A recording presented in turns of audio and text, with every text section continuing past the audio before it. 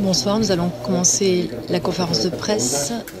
Demandez le micro pour les questions. Bonsoir. Je ne sais pas si ce match t'a rappelé,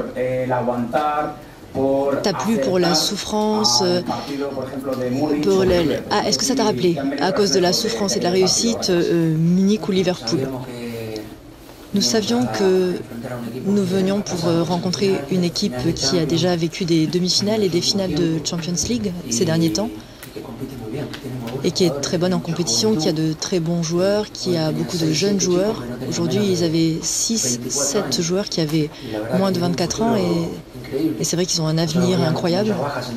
Nous, on avait beaucoup de joueurs manquants en défense, 5 en l'occurrence. Llorente, César, José, Robin Lenormand et Azpilicueta. Et c'est vrai que malgré ces absences, l'équipe a été forte. On a bien sûr encaissé un but. Il y a eu une erreur sur une sortie de balle et l'équipe aurait pu s'écrouler. Elle ne s'est pas écroulée. Elle a continué de jouer et le but de Molina, c'est une très belle action collective. Et nous savions que l'équipe allait ensuite attaquer très bien. Nous avons eu beaucoup d'occasions de but. C'était beau de voir comment ils attaquaient, comment ils avaient des occasions de but. Nous, quand on avait joué à Lille, on aurait dû marquer 3-4 buts quand Lille est venu chez nous. Et aujourd'hui, ça a été tout le contraire. On a peu attaqué, mais on a transformé 2 actions de but. Donc ça a été un très bel effort de notre équipe.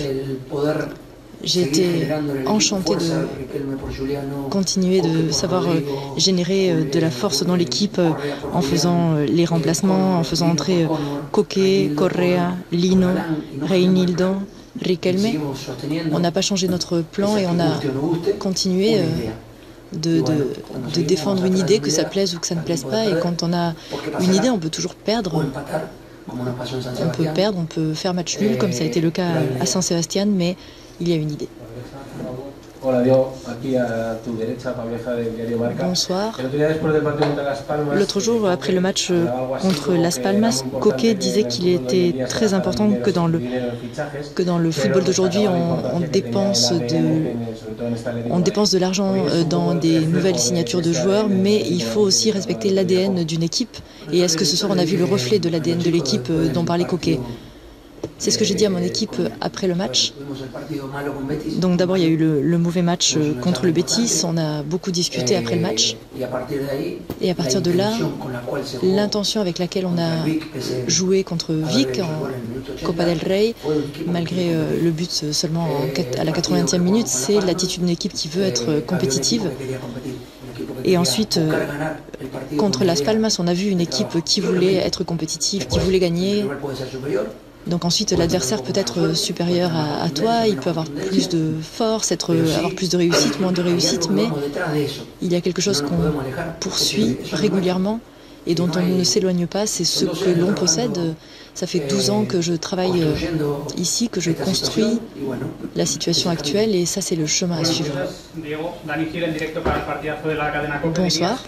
Est-ce que tu dirais que la victoire de ce soir, c'est celle qui est capable de renverser les tendances et qui est capable de chasser l'inertie?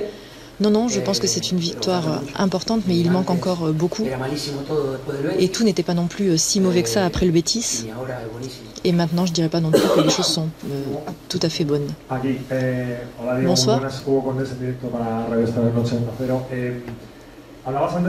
Tu parlais juste avant de la construction de l'équipe. Il y a eu de nouvelles arrivées cette année, beaucoup. Est-ce que ce match change des dynamiques parce qu'il y a eu des différentes circonstances, ce qui s'est passé aujourd'hui, qui était tout à fait l'inverse de ce qui s'est passé à Lille?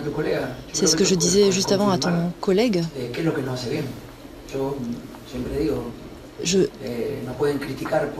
Donc on ne peut pas critiquer le match contre la Real Sociedad parce qu'on n'a pas eu autant d'occasions, on n'a pas eu autant d'attaques dans la deuxième mi-temps. Contre le Betis, il n'y avait pas d'idée, il n'y avait pas de chemin à suivre. Et on ne s'est pas senti identifié contre le Betis. Mais après cela, comme ça s'est passé contre Vic, contre Las Palmas, et encore aujourd'hui dans un stade où il n'est pas facile de gagner, c'est sûr qu'il n'est pas facile de gagner ici. Et je pense que l'équipe remporte un résultat qui est très très important dans notre trajectoire. Bonsoir. Tu parlais beaucoup de l'énergie et de la jeunesse de l'adversaire, mais je te parle là de l'expérience de Witsel. On questionnait beaucoup sa présence, il y a toutes les absences. Molina aussi a été critiqué et on voit qu'il a bien grandi.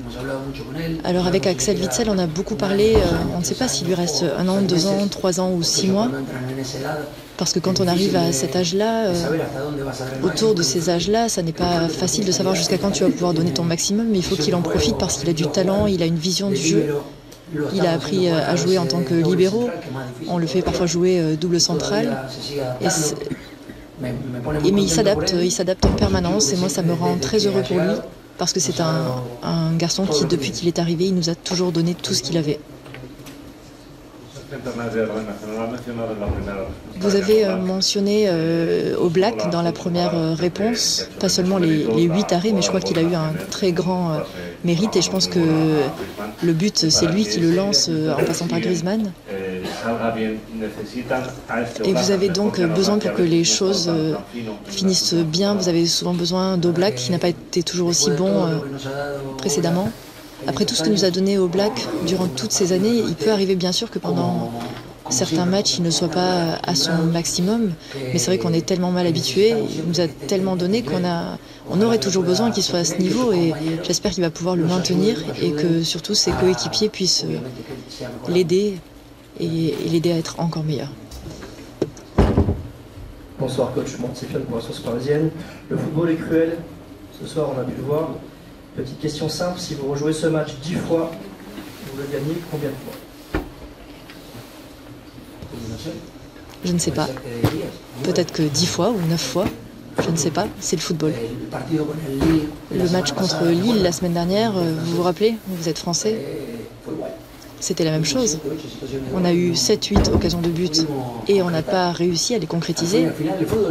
À l'inverse, donc au final, le football, c'est de la réussite. C'est très beau, hein, le jeu associatif, le jeu collectif.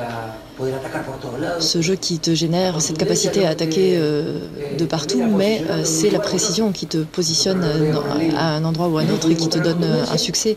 À Lille, on n'a pas eu de réussite et on a perdu. Et aujourd'hui, Paris a été meilleur que nous, ils ont mieux joué, mais nous, on a eu cette réussite qui nous avait manqué contre Lille. Dernière question. Griezmann n'était probablement pas en train de jouer avec le ballon son meilleur match. Il ne réussissait pas très bien ce qu'il faisait, surtout sur les derniers mètres, mais tu l'as gardé sur le terrain. Et je ne sais pas pour quelle raison, mais... Donc, en fin de compte, pourquoi est-ce que tu l'as laissé sur le terrain? Parce que tu penses que Griezmann peut toujours faire ce qu'il a fait à la fin du match? Donc, à cette occasion, évidemment, la passe et le but lancé par Griezmann me donnent raison. Donc, ce serait très injuste de ma part de dire que c'est la raison pour laquelle il est resté sur le terrain. Mais on a besoin de respecter l'effort des joueurs. Correa et Julian, c'est pas la même complémentarité.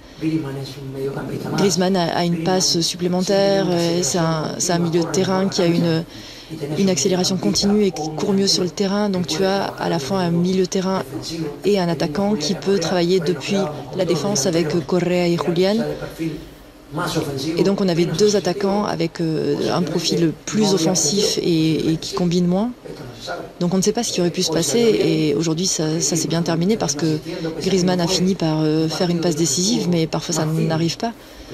D'autres fois il joue mieux, il est plus fin dans le jeu, mais ça ne se finit pas comme ça. Mais le fait de l'avoir sur le terrain, parfois ça se passe bien. Et souvent on l'a sorti, c'est vrai, et souvent en le sortant on se rend compte que cette dernière passe nous manquait, cette dernière passe d'un joueur qui parfois touche moins de ballons mais est plus important qu'un joueur qui en toucherait plus. Fin de la...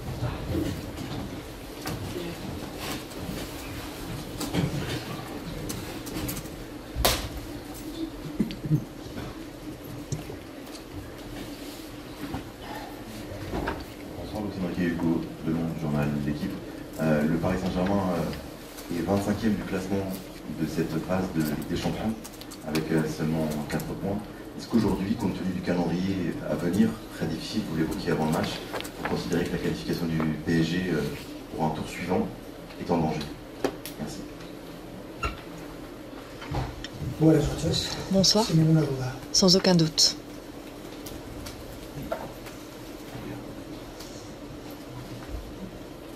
Bonsoir, Alice Lefebvre pour l'AFP. Comment, encore une fois, vous expliquez ce manque d'efficacité face au but?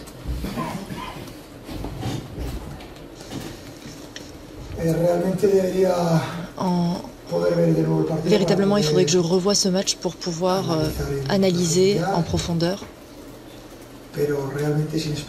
Mais réellement, c'est inexplicable. Ce qui nous est arrivé durant ces 3 matchs de Champions League, les 3 matchs qu'on a joués à domicile. Je dirais que le mot qui les définit le mieux, c'est inexplicable, mais ça pourrait être aussi injuste. Bonsoir, Loïs Giovanni Castaldi, la chaîne Équipe. Est-ce que ces 3 matchs de Ligue des Champions, le fait que votre équipe se crée énormément d'occasions et que vous ayez des mal à les concrétiser, ça peut un peu modifier votre philosophie sur le poste de numéro 9, d'avoir quelqu'un dont la spécificité est vraiment d'être ultra efficace, sûr devant la cage, ou pas du tout, vous continuez de maintenir le choix par exemple de Marco Asensio ou Kangingli au poste de numéro 9? Merci.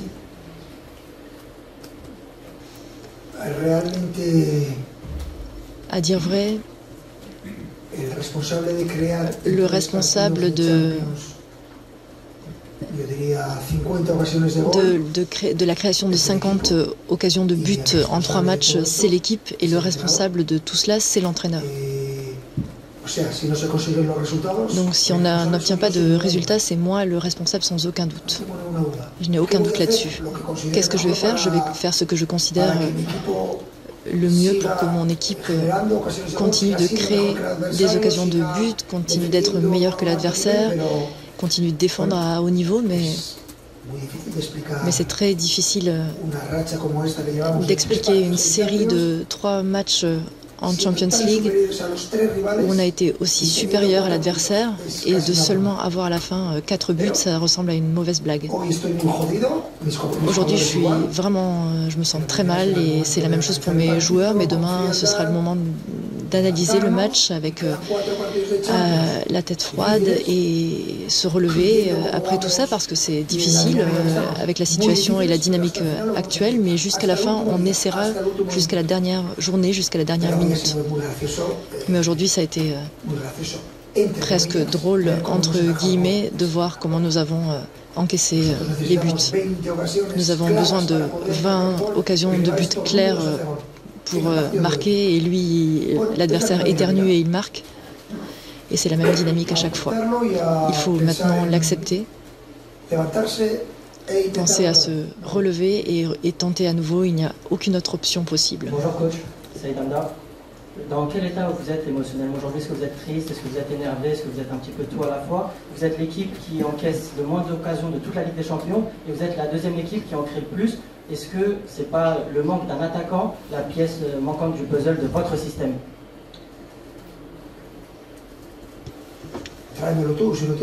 Apporte-le-moi si tu l'as, ce joueur. Cet attaquant, d'où est-ce que je le sors?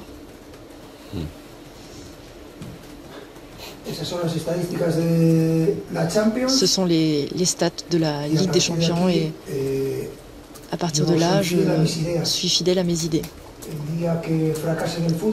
Le jour où j'échouerai dans le football, ce sera avec mes idées, pas les idées d'un journaliste ou les idées d'un autre entraîneur. Ce sont les idées qui m'ont conduit jusque-là, et ce sont les idées que je continuerai de suivre. Je n'ai aucun doute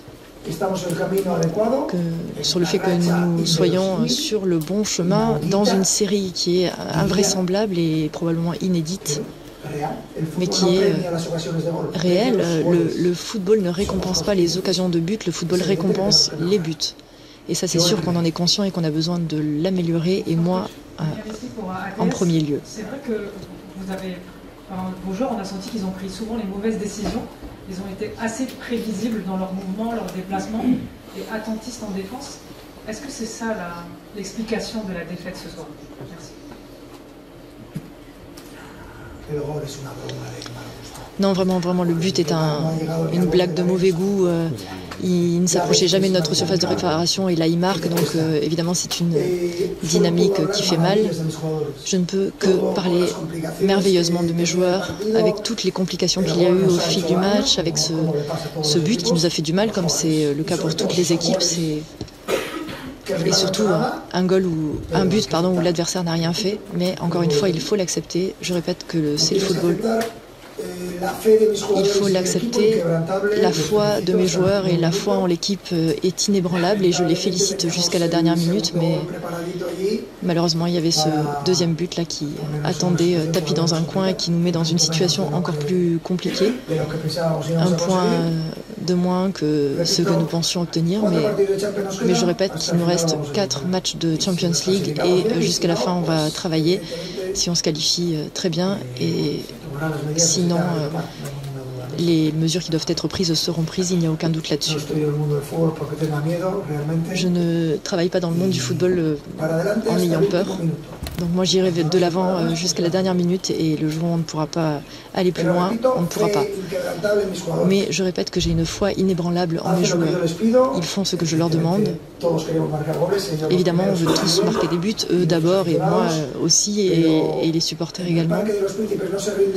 Mais dans le Parc des Princes, personne ne rend les armes. Ils chantent jusqu'à la fin et nous, jusqu'à la minute 90 de tous les matchs, nous les serrons.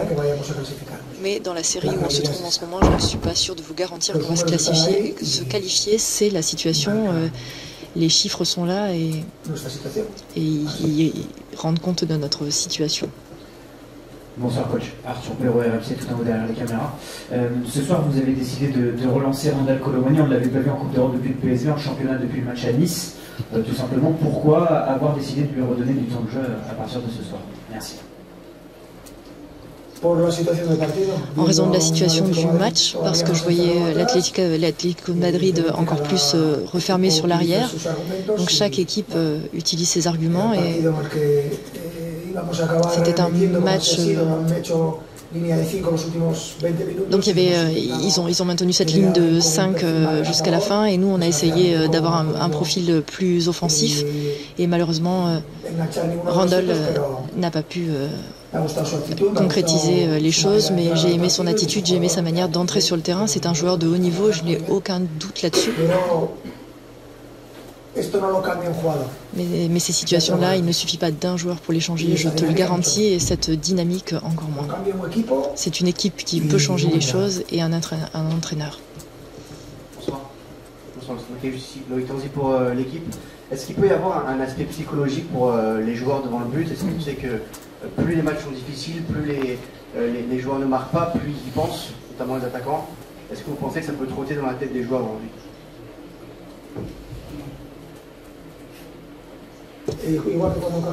C'est pareil quand tu encaisses un but et quand tu encaisses un but injuste, avec tout ce que ça t'a coûté de marquer toi un but et toi tu encaisses un but injuste, très clairement. C'est pour ça que j'essaie toujours de vous dire l'inverse de ce que vous dites, parce que vous voyez toujours les choses négatives, c'est logique, c'est votre travail et moi j'essaie toujours d'adoucir les choses, faire en sorte que mes joueurs ne sont pas affectés, mais là cette fois-ci oui, bien sûr que ça affecte les gens et ça affecte énormément et ça affecte tout le monde, l'entourage, les supporters, les joueurs, l'entraîneur, des journalistes qui seraient pour le PSG, il y en a peut-être un sur 1000 parmi vous. Bien sûr que ça nous affecte, évidemment. Mais tant que j'aurai de l'énergie, je continuerai de dire le contraire de ce que vous me dites. Pourquoi? Pour protéger mon équipe, mon club, mes joueurs, et pour que ça les affecte aussi peu que possible. Mais évidemment qu'ils sont touchés. Comment est-ce que ce serait possible de ne pas être touchés? Bonsoir. Je suis H pour BFM. Justement, certains diront que c'est un manque de chance. D'autres diront que c'est une défaite qui me semble logique quand on se crée autant d'occasions et qu'on ne marque pas. Quand on a un entraîneur comme vous, avec autant d'expérience, que dit-on à ces jeunes joueurs qui composent cet effectif pour justement continuer de les maintenir au plus haut niveau? Je ne parle jamais avec les joueurs. Et je crois que c'est quelque chose d'intéressant que les entraîneurs jeunes le sachent. À la fin, je ne parle pas avec eux. à la toute fin. Je ne me réunis pas avec l'équipe parce qu'il n'y a plus rien à arranger à ce moment-là. Celui qui se sent très très mal, il reste dans cette situation parce que quoi que tu dises, ça ne changera pas. Il n'y a rien à changer, c'est trop tard. Donc il faut à ce moment-là baisser le niveau d'énergie négative et demain, plus tranquillement, là on discutera et on parlera du match. Je crois que chacun peut tirer les conclusions qu'il souhaite, mais je crois que personne qui a vu le match ne peut dire que ça a été un résultat juste. C'est un résultat totalement injuste. Le football est injuste, la vie est injuste. Et à partir de là, qu'est-ce que je peux améliorer ? À partir de demain, on verra, parce qu'aujourd'hui, très clairement, c'est un jour de merde. Alors, demain, on commencera à penser aux choses qu'on peut améliorer, s'il y a des choses qu'on peut améliorer, et c'est sûr que oui. Car oui, bien sûr, il y a des aspects à améliorer. Et on va préparer les matchs de Ligue des Champions comme 4 finales, parce que c'est bien le cas, ce sont 4 finales, il n'y a aucun doute. Bonsoir. 22 tirs, 71% de possession, et donc au-delà du fait que ce soit juste ou injuste, et en prenant en compte que tu sois un optimiste, quelles sont les chances que le PSG ne se qualifie pas pour la Champions?